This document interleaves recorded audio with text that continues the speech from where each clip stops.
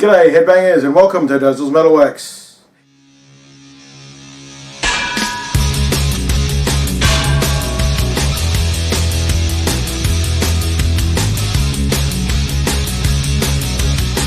Welcome back my fellow metalheads to another edition of my Dozel's Metalworks.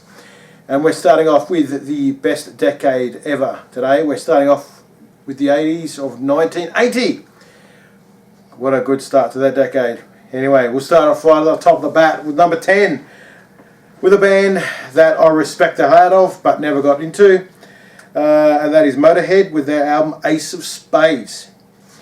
Now I actually do like the song Ace of Spades, but as I said, never got into Motorhead, but they did have a statue of Lemmy put up recently in his hometown, so I thought that was freaking awesome. Anyway, at number 1 we have, of course, Ace of Spades. At number 2 we have The Hammer. At number 3 we have Bite the Bullet. Look, I won't say it was a struggle to listen to the album, but, you know, as I said, not a fan of Motorhead, but got through it.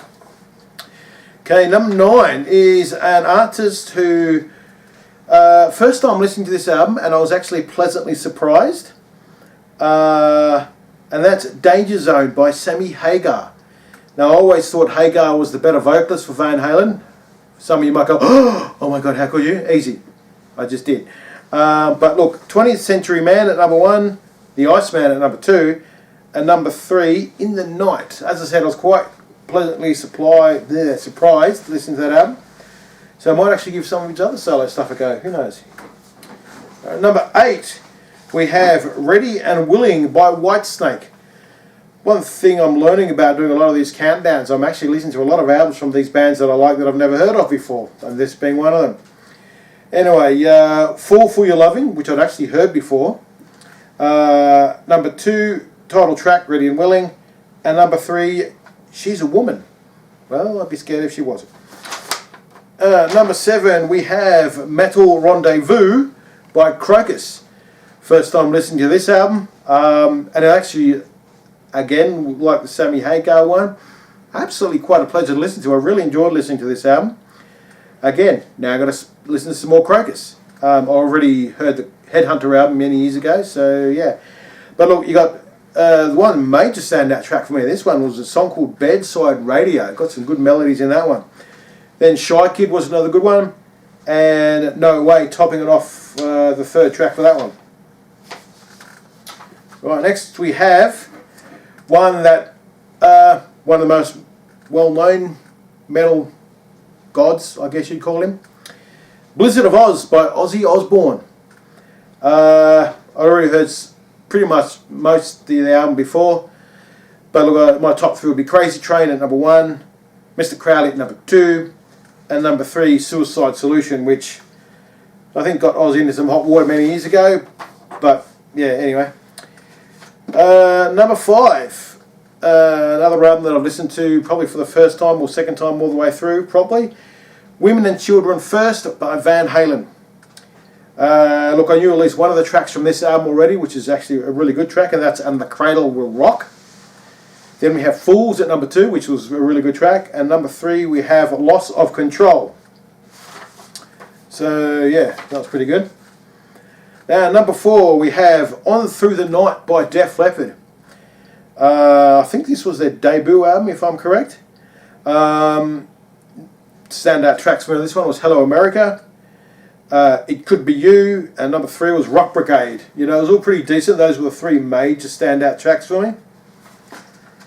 Now the next one, the big 3 for me. This was so easy to pick songs from these 3 albums. But number 3, the bronze medal position, we have none other than Back in Black by AC/DC. Oh, seriously, that whole album is a banger. Seriously, what can you say?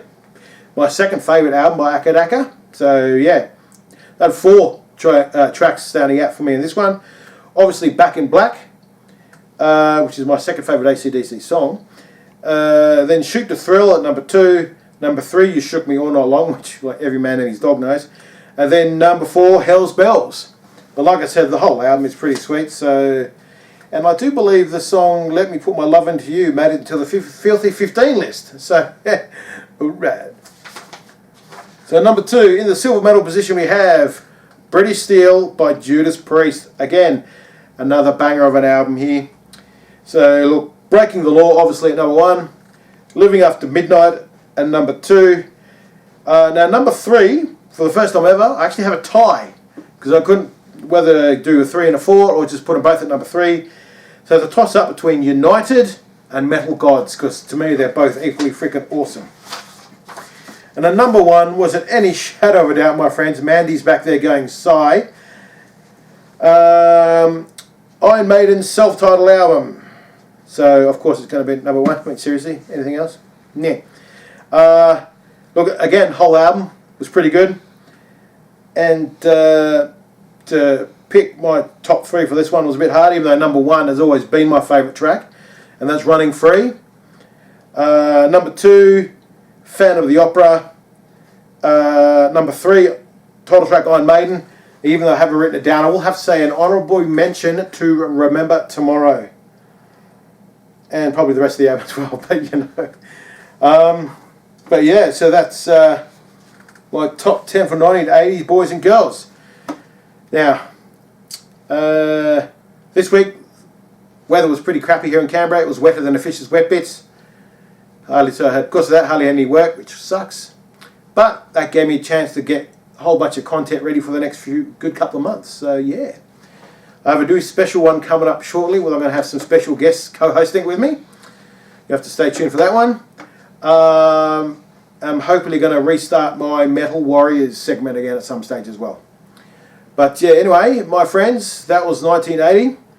And until next time, mosh on.